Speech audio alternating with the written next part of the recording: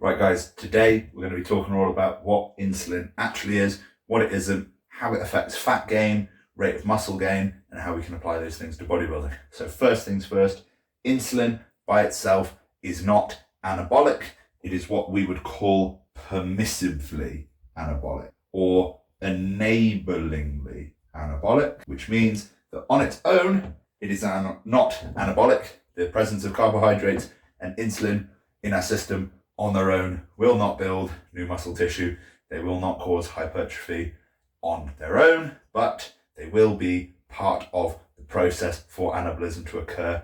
They will allow muscle protein synthesis to take place. So let's quickly talk about how insulin does that. So insulin is most oftentimes commonly referred to as a shuttle hormone because the role it plays in moving nutrients into our cells. And the most common example of this will take place when we consume carbohydrates.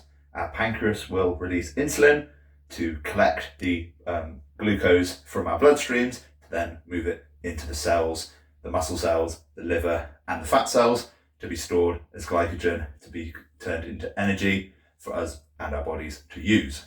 So insulin does a great job of moving nutrients around, putting those carbs into those muscles, putting those amino acids into those muscles to get muscle protein synthesis started. So that's why we say it's enablingly or permissively anabolic.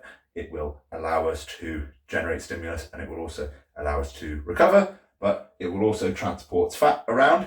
And the most important part about fat gain and the most crucial thing is the energy balance, that calories in, that calories out. Fat gain is not only caused by insulin. If you have insulin and fats present, there is issues we can run into, but the main thing that causes fat gain is a caloric surplus, not insulin on its own, but insulin does play an important role in how fat is stored and how fat is broken down. And when we're in a surplus, excess dietary fats can be disruptive in that fat gain process. So we'll get into that. So when we eat carbs or our insulin is up, our HSL levels will go down, which will stop the process of fat being burnt from our stores, and our LPA levels will go up, which will enable fat storage in our bodies. So a pretty simple way of explaining this is when our body knows that there's fuel coming in from glucose, which is our preferred fuel source, it knows this because there's insulin, so it knows that there's going to be sugar in that bloodstream ready to go into those cells. It says, well, we don't need to break down fat because we have plenty of energy from all that blood sugar about to go in those cells, so we don't need to break down fat anymore. And we can now be a little bit cheeky and we can get ready to store any of that fat that's moving around in that bloodstream because, dietary fats that we've just eaten, not stored fats, because we're going to use that glucose first because glucose is our preferred fuel source. So it's basically preferring carbohydrates to fats as a source to create movement and energy for our bodies.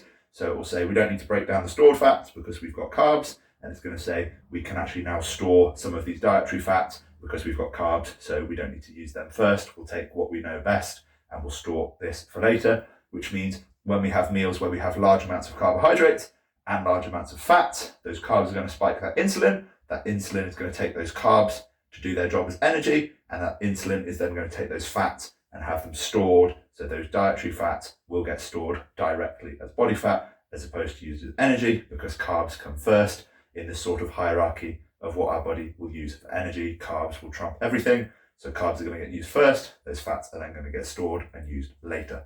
So if insulin levels are high because our carbohydrates are high, how do we minimize the rate of fat gain? Now, I've said before, it's the surplus that matters most, but if we get into the weeds and we get into the details, we can really make the most out of this surplus and minimize the rate of fat gain by putting our carbs and our fats separately throughout the day in those eating windows. So when we talk about peri-workout nutrition, we're talking pre-workout, intra-workout, post-workout. We want most of our carbs for the day, majority of our carbs today, to be in those three feedings: post, intra, and pre. So if we're looking at 50% or more of our daily carbs across those three feedings, and the rest split throughout the day. And then if we look at taking all of our dietary fats away from that peri-workout, that pre, intra, and post, we have no or low, as low as we can, trace fats in that window. And then we put those fats throughout the day spread nicely. So we'd ideally be looking at less than 10% of our daily fats around those meals if we can get away with it. If obviously you're training a little bit after your meal You might need some fats to slow down that digestion a bit, to have everything hit just in time for when you train. But if you're eating maybe an hour before you train, dietary fats shouldn't really be an issue that we need to worry about. That food should be there in time. Whereas if you're training a few hours before, you might need some fats, you might need some slow digesting forms of carbohydrates to get that spike to be there in time for your workout. But the best way to avoid and minimize this excess fat gain when we're in a surplus from having high amounts of carbs and high amounts of insulin is not to have meals that are both high in carbs and high in fats. So we're talking about things like cheat days, cheat meals, eating off plan, where we have like burgers, chips, ice creams, things that are really loaded in sugar and fat, and they're nowhere near our workout. This is just guaranteed to increase the rate of fat gain, surplus aside or not. This isn't healthy. The best way to minimize that fat gain is to have those high carb meals be low fat and those higher or moderate fat meals be moderate or low carb. So that's the best way to get around that and minimize that rate of fat gain when we're in that surplus. So if the surplus is the same, which of these three diets, A, B, or C, is going to gain more muscle tissue and more fat tissue? We're not interested in water because obviously carbs are going to bind to that water. They're going to make us hold on 1 gram of carbs, 3 to 4 grams of water. We don't take that into account. We're interested in muscle and fat gain. So when we're on a high carb diet, low fat diet, we're minimizing the rate of fat gain, and we're going to be maximizing, as you said, insulin is enablingly and permissively anabolic. It's going to let us train harder. It's going to help us shuttle nutrients to those muscles to enable muscle protein synthesis. It's going to keep us big. It's going to keep us full. It's going to keep us training high. This will have the lowest rate of fat gain and the highest rate of muscle gain possible.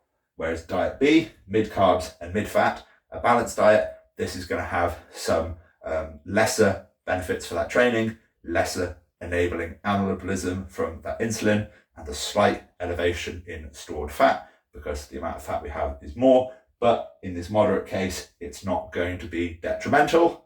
And then option C, low carbs and high fat, is going to be the worst rate of gain in a surplus because we are not going to have carbs to promote our training and we're not going to feel good, but we're not going to have carbs that are going to elevate our insulin enough to cause problems with this rate of fat gain because, as I said, we would both need high carbs and high fats to have those carbs be used first and those fats be stored. So as in dietary carbs get used as energy, dietary fats get stored as fat. Whereas in this case, there's not enough dietary carbs to cause that effect where there'll be carbs that will then get used and stored, and there will be fats that then get used and stored. This is the case where there is not going to be enough carbs to get used, so these fats are going to get used, so those fats aren't going to get stored because they're going to need to be used because there's not enough insulin present to really affect that HSL and that LPL to blunt that fat burning and to increase that fat storage. But if we were to have a diet where we had both really high carbs and really high fats, that's when we'd run into a problem with rate of gain. We'd be looking at gaining too much weight. So obviously if the surplus was the same in all of these cases and there was a diet D that you wouldn't want to eat, it would be low protein, high carbs and high fats, because those high carbs would then enable that high fat diet to just be stored as body fat because of all that insulin we'd be producing. So any of these three, when you take into account the effects of insulin and storage and the fact it's enablingly anabolic and the fact that it also causes our fat burning to be blunted and our fat storage to be increased, if we want high levels of carbs and insulin, we're going to want low levels of fat. If we're sort of not too bothered, we're not too strict, mid will do a mid enough job. And then if we're not too worried about the fat gain, we don't want to increase the rate of fat gain, and we're not a big fan of carbs, we can go low carbs and high fat. But really, the most optimum diet for muscle gain would be diet A, and then diet C would also have a low rate of fat gain because it has low carbs. Even though it's got high fats, those carbs aren't going to be influencing anything. And this mid tier is going to be a happy medium of both, where you get some amount of training benefits from the carbs and you'll get some fat storage from the fats, but you won't have too much of either. My personal opinion, high carbs, low fats is the way to go to make the most out of that insulin. So to summarize, carbs will generate our training performance, which will make our stimulus. Protein will enable muscle protein synthesis, which will enable our recovery, which will enable our gains. Fats will give us our nice healthy hormones. Excess fats will be stored as body fat. And insulin is the shuttle hormone that brings those carbs into those muscles, brings those proteins into those muscles, brings those fats into that stored fat.